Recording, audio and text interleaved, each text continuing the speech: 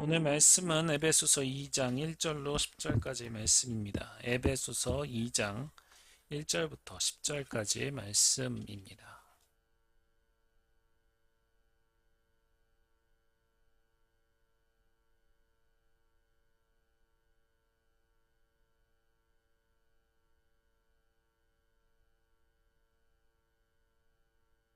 에베소서 2장 1절로 10절까지의 말씀 교독하도록 하겠습니다.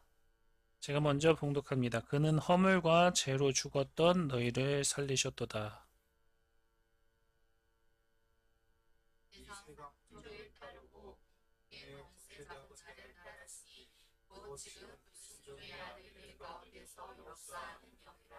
전에는 우리도 다 그 가운데서 우리의 육체의 욕심에 따라 지내며 육체와 마음에 원하는 것을 하여 다른 이들과 같이 본질상 진노의 자녀였더니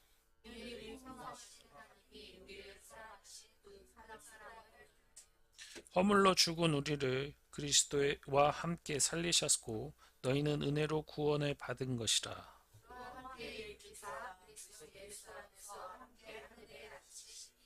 이는 그리스도 예수 안에서 우리에게 자비하심으로써 그 은혜의 지극히 풍성함을 오는 여러 세대에 나타내려 하심이라.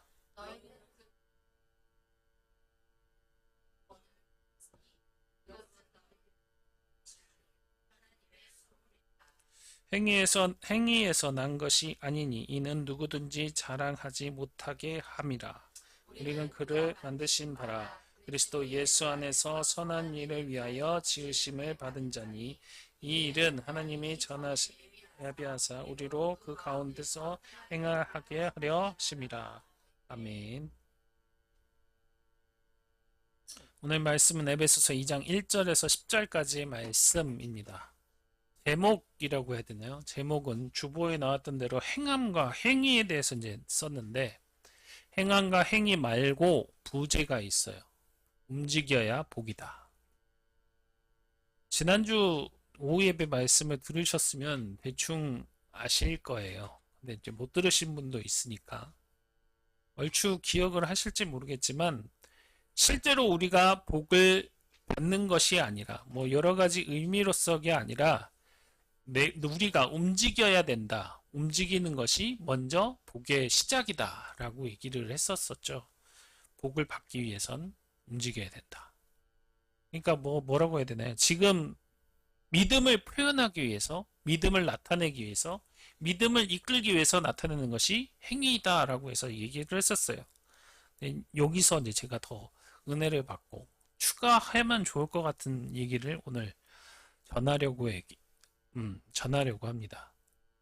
복음이 말하는 것은 굉장히 단순해요. 너희는 이미 은혜로 구원을 받았다. 우리가 무언가를 해서 하나님의 사랑을 얻은 게 아니라 하나님께서 먼저 우리에게 사랑을 주셨기에 우리는 결국 그 사랑에 이끌려 하나님께 돌아오게 된다라는 거죠. 근데 여기서 기독교는 다른 종교와 차이가 많아요. 분명히 하나님께서 먼저 사랑을 주셨기 때문에 우리는 이미 복을 받은 거거든요. 근데 다른 종교들을 보면 이렇게 얘기를 하잖아요. 심지어 같은 기독교라고 얘기하는 천주교조차 이렇게 얘기를 하곤 합니다. 이것을 해야 복이 온다. 저것을 해야 길이 열린다. 이 정도는 해야 신이 들어준다. 이런 식으로 말이에요. 마치 하나씩 무언가를 채워 나가야만 어떤 것이 이루어지는 것처럼 얘기를 해요. 그 이루어지는 것이 복이다 라고요. 그래서 사람들은 동이 트기 전에 줄을 서기도 하고 시간과 돈을 아끼지도 않기도 하고 그리고 열심히 절을 하기도 하고 또 열심히 무언가를 해서 그 어떤 거를 채워 넣으려고 노력합니다. 근데 왜 이렇게 바쁘게 움직일까요? 그 사람들은 왜 그렇게 바쁘게 움직입니까? 불안하기 때문이겠죠. 그래서 그것을 하고 난 뒤에 이만큼 했으면 괜찮겠지? 이 정도 했으면 벌은 피하지 않을까? 최소한 이 정도는 해야 내 인생이 조금은 풀리지 않을까? 라는 생각을 하기 때문입니다. 그래서 아까 얘기했던 움직여야 복이다 라는 또 다른 의미로서의 제목이 나타나기도 하죠. 다른 종교들은 그러니까. 근데 그 말 자체가 우리 얘기와는 좀 다릅니다. 그런데 다르다고 하더라도 의미론적 다름이 아니라 그냥 목적론적 다름이 있어요. 왜냐하면 기독교는 이미 너는 복을 받았다라고 얘기를 하거든요. 왜냐하면 그것이 선물이다라고 얘기를 하기 때문이에요. 이미 값을 다 치러놨기 때문에 그 복을 받기만 하면 된다라고 얘기를 해요. 분명히 이렇게 얘기하는데 이런 질문이 생길 거예요. 그렇다면 왜 우리는 좀처럼 움직이지 않을까? 기독교인들을 가만히 생각을 해보면 반드시 구원 받으려면 무언가를 해야 된다라고 얘기는 하진 않잖아요. 금식에 대한 규칙도 없고 기도를 몇 번 해야 된다라는 규칙도 없고 지켜야 할 구원이 무엇인지도 기준도 세우질 않아요. 딱 이만큼 해야 된다라고 얘기하는 기준점 자체가 없습니다. 그러니 자연스럽게 이런 생각도 들지 않으세요? 그럼 굳이 내가 이런 거 안 해도 되겠지? 조금만 해도 되겠지? 뭐 나중에 해도 되겠지? 이런 것이 내 마음에 꼭 생기기 마련이에요. 교회에서는 은혜라는 말이 넘쳐나는데 정작 기도가 뜸해지는 이유가 그거이고요.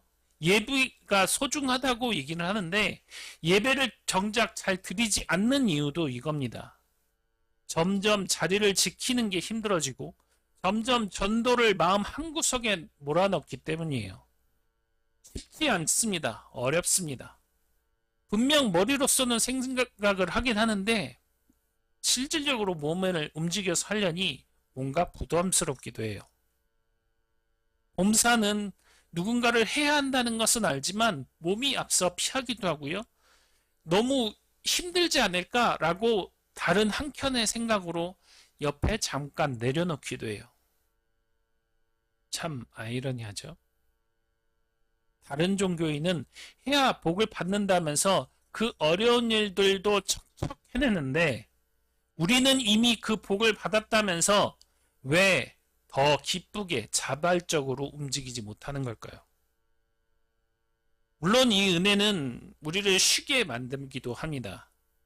정죄로부터, 두려움으로부터, 그리고 내가 꼭 뭔가를 해야 한다는 그 증명에서부터 그 오는 불안감으로부터 말이죠. 하지만 그 은혜가 쉼이 곧 멈춤은 아니에요.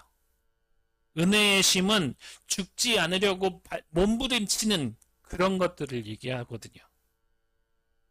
이제는 대상 바꿔서 사랑으로, 기쁨으로 움직여야 된다는 사실입니다. 그런데 우리가 이 은혜를 제대로 받지 않으면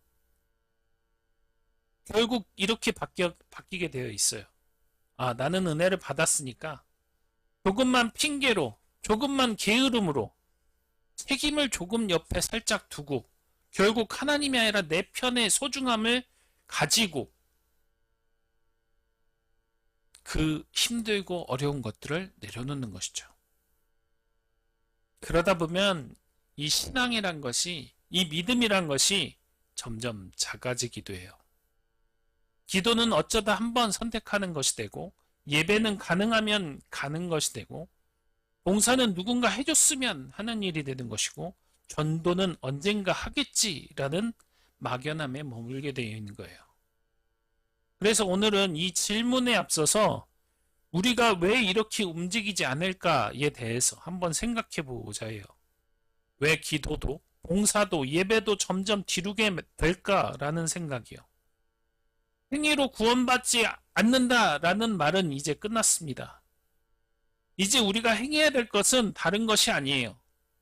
하나님의 말씀이 이렇게 말씀하고 있기 때문에 우리는 행함으로, 행위가 아닌 행함으로 나타내야 된다는 겁니다.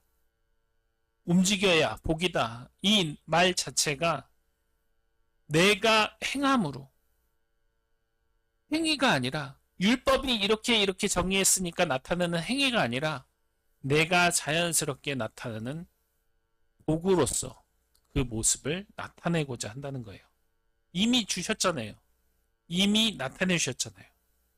그 은혜와 사랑을 모두 받으셨으면 우리는 행함으로 나타내야 한다는 겁니다. 그 길을 하나하나 성경 속에서 찾아보면서 이야기를 해볼게요.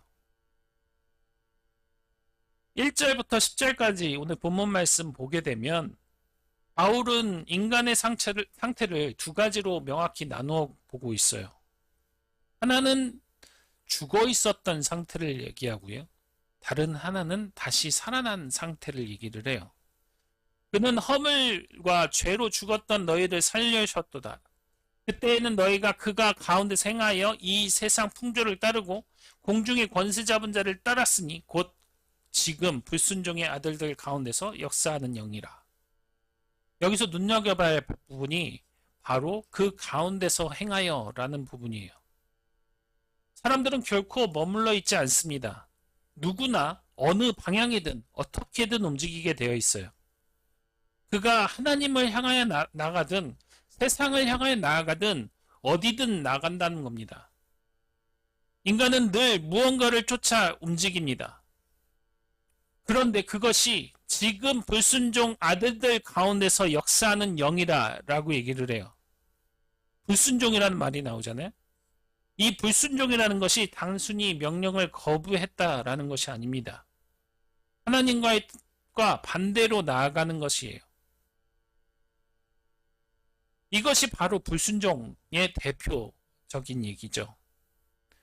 성경의 아담과 하와 바로 떠오르시죠. 선악과 먹은 것이 바로 죄잖아요. 그런데 여기서의 본질은 어떠한 행동이 나타났느냐를 이야기를 하고 있는데 그 참 본질이 불순종이잖아요. 선악을 알게 하는 나무의 열매는 먹지 말라라고 분명히 말씀하셨는데 그 말씀에 불순종하고 이거 먹어도 괜찮겠지. 이 과일을 먹으면 지혜로워질 거야. 눈이 밝아질 거야. 라는 교만과 함께 이것을 취합니다. 불순종은 바로 교만과 함께 나타난다는 것이죠. 바로 이런 생각이 앞세워 움직여지기 때문에 이 성경 자체에서 얘기하는 것이 사망이 이 세상에 들어왔다고 얘기할 때도 불순종을 택했기 때문에 라고 얘기를 합니다. 성경에서 많은 사람들이 사울 왕도 롯의 아내도 그 위에 많은 사람들도 불순종이 먼저 그 자리에 있기 때문에 죄악이 되는 겁니다. 여기서 기억해야 될 것은 불순종은 단순히 잘못된 행동이 아니에요.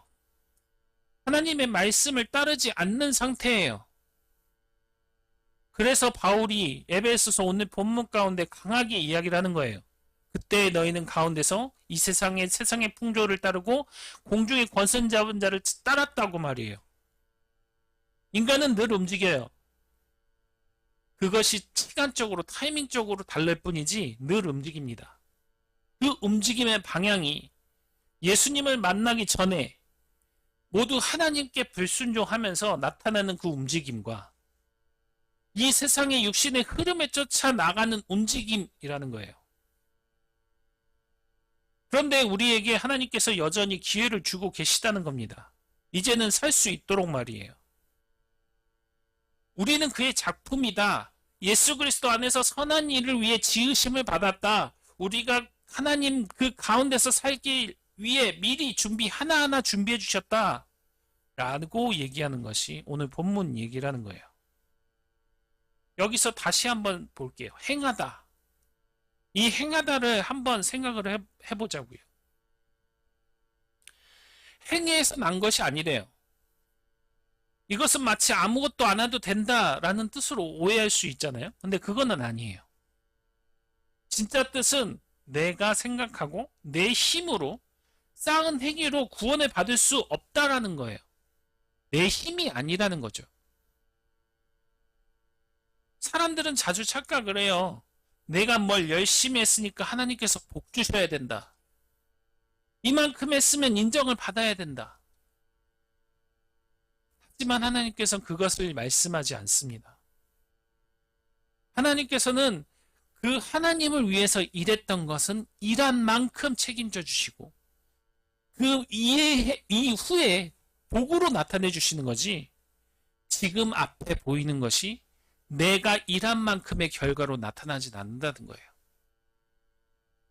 보통 종교인들이 생각하는 것이 그겁니다. 내가 선함으로 증명해 보이려고 애쓰는 것. 또 하나의 예를 잠깐 옆으로 놓고 예를 들 수 있는 것이, 아예 착한 사람들, 그 사람들이 당한 고난과 신경은 어떻게 설명할 겁니까? 그들은 아무것도 하지 않았고 아무것도 못한 상황이었어요. 특히 어린아이들 같은 경우. 그거에 대한 설명은 그 누구도 할 수가 없어요. 오히려 기독교를 비판하는 용도로 사용할지 몰라도 그거에 대한 정확한 설명을 하지 못합니다. 그럼 그냥 그들은 죽었나? 라고 얘기하면서요. 아니요. 그들은 그들을 나름대로 사용되었고 그에 대한 복을 받을 거라는 겁니다. 명확하게 하나님을 믿었다면 말이에요. 그런 인간들이 만들어낸 행위, 생각일 뿐이에요. 행위에서 나타나는 것이 아니라는 것 자체가, 그런 모습에서 나타나는 것이 아니라 하나님 이전에 예비한 모든 것 가운데 행하게 하려는 것이에요. 행위의 출처가 내가 아니라는 것이죠. 하나님께서 만들어주신 것, 하나님께서 준비하신 길을 따라 움직이는 것, that's 순종이라는 겁니다. 순종은 결코 마음의 결단만 얘기하는 게 아니에요. 실제로 순종은 발걸음을 옮기는 행동이잖아요. 무엇을 말씀하고 있다라고 얘기한다면 그것에 대해서 움직이는 것이잖아요. 그것이 바로 순종이잖아요. 하나님은 우리를 가만히 있으라고 얘기하지 않으셨어요. 구원하신다고 얘기하시면서 무엇을 해라? 어떤 것을 해라? 새로운 움직임을 주셨다는 거예요. 그 움직임이 뭐라고요? 기도하는 것, 예배하는 것, 사랑하는 것, 섬기는 것, 복음 전파하는 것. 이런 것이 바로 움직임의 모습이에요. 우리는 한때 이 세상의 흐름을 쫓아 움직였지만 이제는 하나님이 미리 준비하신 길을 조용히 그리고 확실하게 걷는 사람이 되어야 한다는 겁니다. 선한 일을 위해 지음받은 사람이라는 것 자체가 이 5가지 안에 포함되지 않으면 그건 선한 길이 아니에요. 그 길이 예비되어 있고 그 길로 나아간다면 그것이 선한 일을 위해서 지음받은 사람이라는 거예요. 에베소서 2장을 계속 읽다 보면 정말 강조하고 싶은 사실이 하나 더 떠오르기도 해요. 아까 얘기했었던 건데, 살아 숨쉬는 사람이라면 잘못 이해할 땐 그 자리에서 멈춰버리는 것. 이것을 한 번 더 생각을 해보자고요. 구원은 은혜로 받는 것이 아니라, 행위로 받는 것이 아니라 하나님께서 주신 그 은혜로 받는 것이라고 얘기했잖아요. 그렇다면 굳이 무언가를 할 필요 없다? 아니에요. 내가 이렇게 가만히 생각을 해보면 신앙이 조금씩 변한다는 것을 느낄 거예요. 뭐 그것도 안 하게 된다면. 기도는 가능하면 하게 되는 것이 아니고, 예배는 시간이 된다고 하는 게 아니고, 봉사는 누군가를 위해서 내 마음에 그냥 즐겁기만 하면 된다는 게 아니고, 전도는 시간 나면 마음만 있으면 된다고 여겨지는 그런 게 아니라는 거예요. 겉으로 보면은 마치 이런 게 평안하고 편안한 신앙생활일지도 모르겠습니다. 하지만 성경에서는 결코 편안한 신앙을 이야기하지 않아요. 오히려 이것을 불순종이라고 얘기한다는 겁니다. 그래서 2장 2절 말씀에 이렇게 기록되어 있죠. 불순종의 아들들에 대해서. 이 불순종의 아들들이 아까 앞에서 이야기했던 거를 그대로 얘기했을 때 나쁜 행동을 하는 사람들이 아닙니다. 불순종이라는 것 자체가 하나님의 말씀에 따라 움직이지 않는 자들을 얘기를 해요. 머물러 있는 상태를 그 자체를 얘기하는 거예요. 그래서 불순종은 두 가지 얼굴로 나타나요. 하나님이 하지 말라는 것을 기어이 하는 것, 그리고 하나님이 하라고 하신 것을 애써 하지 않는 것. 사실 많은 사람들이 이 두 가지를 잘 떠올리기 쉽지 않아 합니다. 특히 두 번째를요. 그냥 말씀만 안 들으면 된다. 그것이 불순종이라고 착각을 해요. 하지만 이것은 불순종이 두 가지라는 것이죠. 아까 말씀드렸죠. 기도하라, 예배하라, 사랑하라, 서로 섬기라, 복음을 전하라. 이것은 선택사항이 아니에요. 하나님께 예수님의 그리스도의 피를 받은 사람들이라면 모두 해야 돼요. 그래서 저는 이번 그 부활절 끝나면 전도 대회를 할 예정이에요. 매주 금요일마다 나오셔서 전도할 수 있도록. 지금은 좀 바쁘니까 나중에 시간이 되면 하자 이런 것을 해야 될 게 아니에요. 미루다 보면 그 믿음, 그 신앙 자체가 흐려진다니까요. 기도하지 않게 되면 섬기지 않게 된다니까요. 복음을 말하지 않게 되면 예수님의 중심의 삶의 예배가 밀려나게 된다면 우리의 삶의 은혜는 그냥 흐지부지하게 넘어가요. 나는 은혜로 구원받았으니까 괜찮아 라는 말이 우리한테 적용되지 않을 수도 있다는 거예요. 이 은혜라는 게 아주 작은 것으로부터 오해가 시작될 수도 있어요. 은혜란 것은 사람을 멈추지 않습니다. 오히려 사람을 일으킨다는 거예요. 진짜 은혜를 알게 되면 이 기쁜 마음을, 이 감동의 마음을 기도하지 않고는 견딜 수가 없어요. 예배하지 않고서는 굉장히 허전하고 복음을 전하지 않고서는 가만히 있을 수가 없습니다.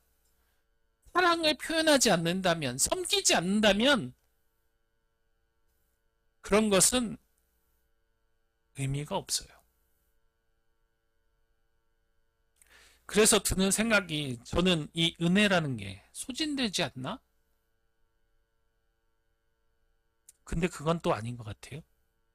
그러면 우리가 은혜가 망각을 하고 있는 건가? 하나님께 받은 은혜를 자꾸 잊어버리나?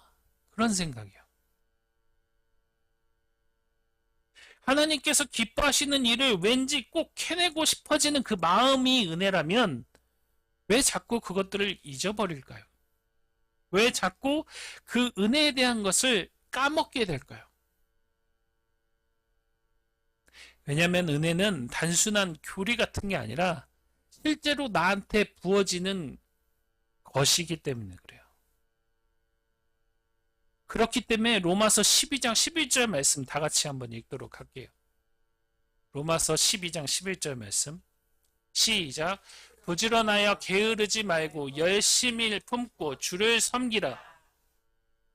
그리고 히브리서 6장 12절도 이렇게 얘기하고 있죠. 시작. 게으르지 아니하고 믿음과 오래 참으로 말미암아 약속하는 기업으로 받는 자들을 본받는 자 되게 하려는 것이니라.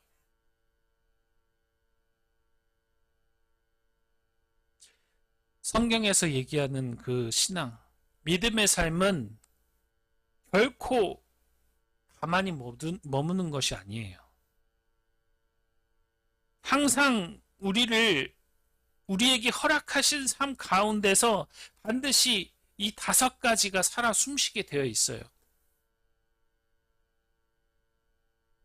이것은 신앙생활의 장식품이 아니에요. 이건 바로 신앙생활의 숨결이라는 거예요. 기도하지 않으면 숨을 쉰다고 하지 못한다고 얘기하잖아요. 예배하지 않으면 내 삶이 흐트러진다고 얘기하잖아요. 봉사하지 않으면 사랑이 깊어지지 않는데요. 전도하지 않으면 복음을 멈추어져 가지고 내 삶이 아니래요. 순종하지 않으면 하나님과의 관계가 멀어진다는 겁니다. 그래서 행하라 라는 것이 우리에게 꼭 필요해요.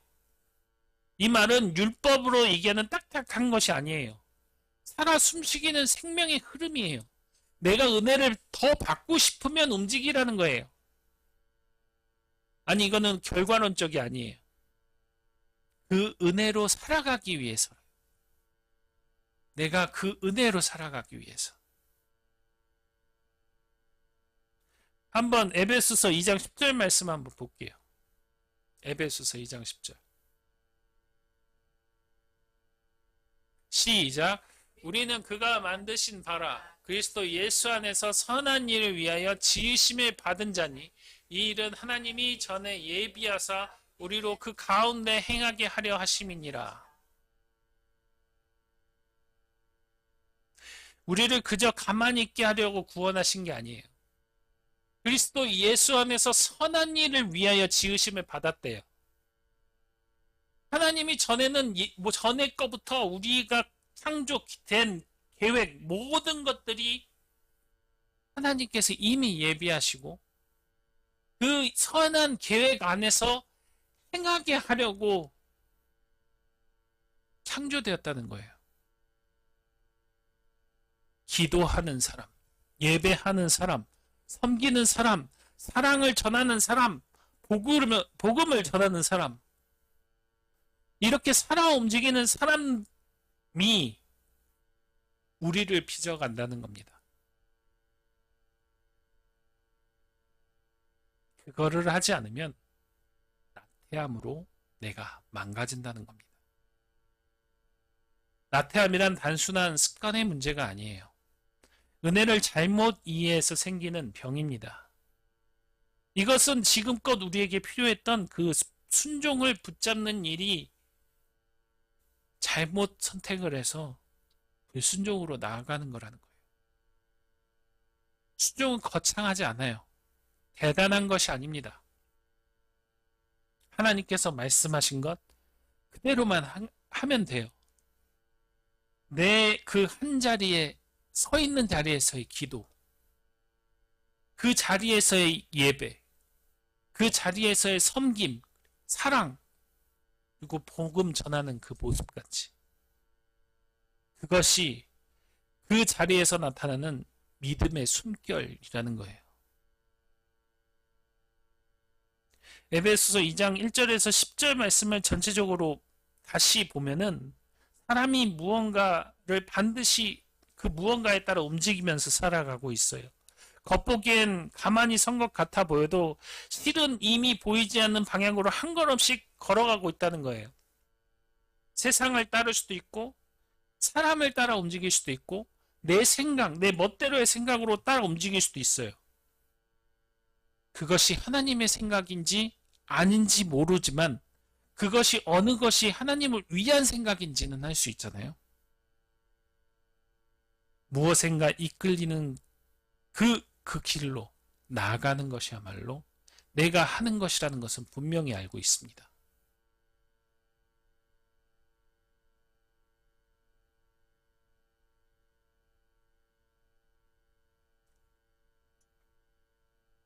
세상에 이끌려가는 삶. 하나님이 미리 준비해 주신 그 길을 따라가는 삶. 이것을 얘기할 때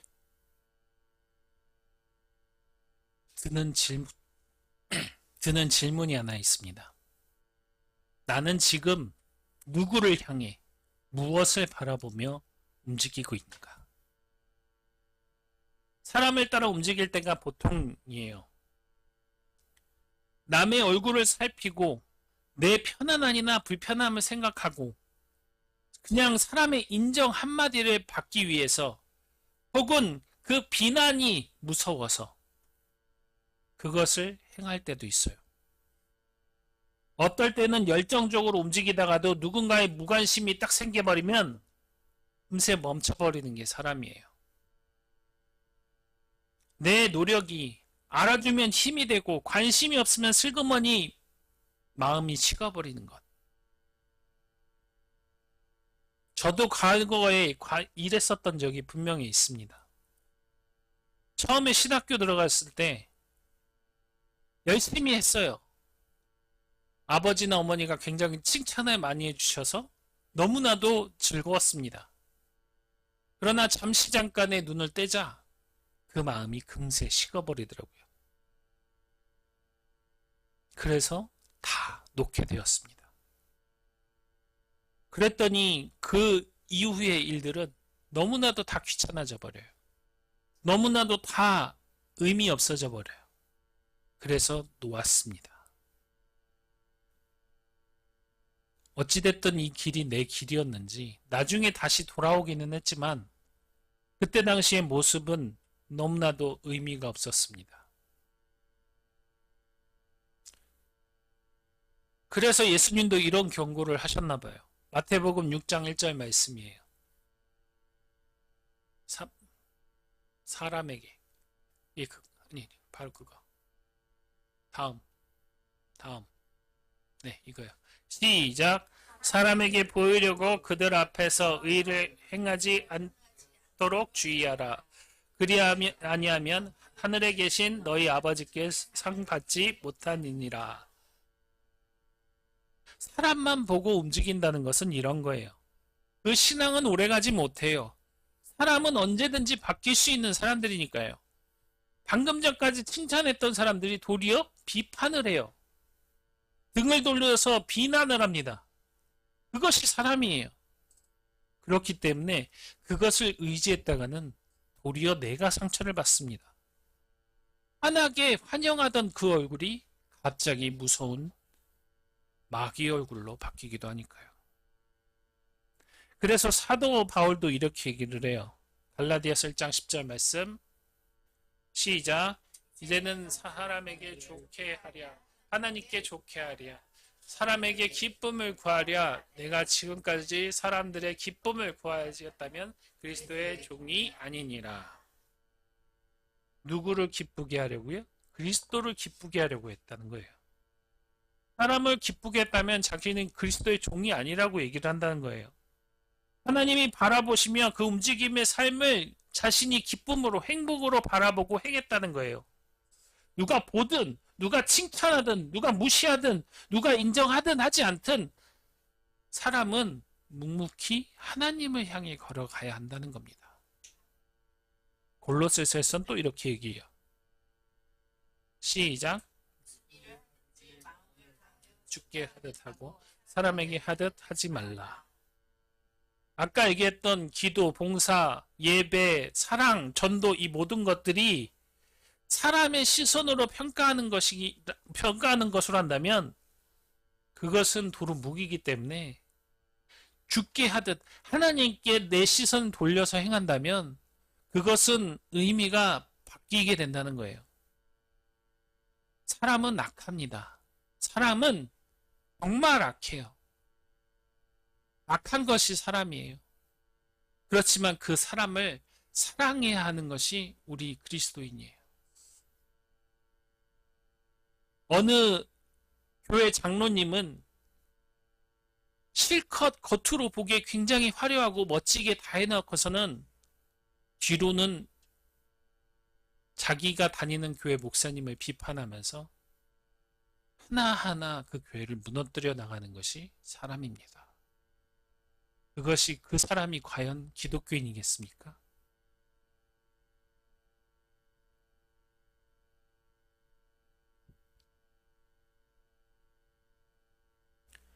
그래서 히브리서는 이렇게 얘기를 해요. 시작.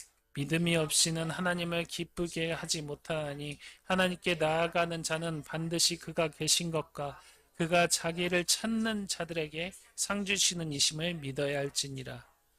다른 것을 믿어야 할 게 아니라 하나님께서 내게 복 주신다는 것을 나를 찾으셨고 나에게 복을 주신다는 분이심을 믿어야 한다는 거예요. 이것이 원동력이 되어서 하나님을 바라보고 믿어야 한다는 겁니다. 자, 질문을 해볼게요. 우리의 신앙은 지금 어디를 바라보고 있습니까? 왜 기도를 미루고 있는 걸까요? 왜 예배를 틀어뜨려 볼까요? 봉사의 손길을, 섬김의 손길을, 그 사랑의 표현을 왜 멈추게 되었나요? 복음을 말하는 그 입이 왜 망설여지시나요? 복음을 얘기하면 내 주변 사람들 혹은 내 이웃들에게 큰 은혜가 되고 복이 될 텐데, 내가 느끼는 그 사랑을 온전히 전할 수 있을 텐데 왜 얘기하지 않나요? 혹시 그 시선이 하나님이 아니라 사람의 의식을 더 따르기 때문이 아닐까요? 사람이 뭐라고 할지, 그 사람이 자신을 어떻게 볼지, 그 사람이 자신을 인정해 줄지, 그런 생각이 우리의 발걸음을 떼지 못하도록 붙들고 있을지 모릅니다. 하나님께서는 우리가 멈추기를 바라신 적이 없어요. 하나님께서는 오히려 우리를 살리시기 위해서 이 기도를 하라, 예배를 하라, 섬김, 그 사랑의 표현을 하라, 복음을 전하라 라고 하시는 겁니다. 오늘 이 질문이 너무나도 우리에게 중요한 것인지 느끼셨습니까? 지금 나는 누구를 향해서 움직이고 있는 건지, 사람을 향해 움직이는 건지 아니면 하나님을 향해 움직이는 것인지, 나는 지금 순종의 길을 위해 걷고 있는 것인지 아니면 불순종에 머물러서 내 믿음을 도로 깨트려 버리고 있는 것은 아닌지, 지금 하나님께서 내게 하시는 그 한마디의 말씀, 그 한 걸음을 위해서 나는 오늘 어디를 향해 내디딜까요? 망설임으로 그 내디딤이 가능할까요? 오히려 적극적으로 그 내디딤이 하나님을 향하여 나아갈까요? 이를 위해서 늘 망설이지 말고 하나님께 기도하고 예배하고 사랑과 그리고 섬김이 가득한, 그 복음이 가득한 말씀을 입으로 떼시는 저와 여러분이 되기를 예수님의 이름으로 축원합니다. 기도하겠습니다.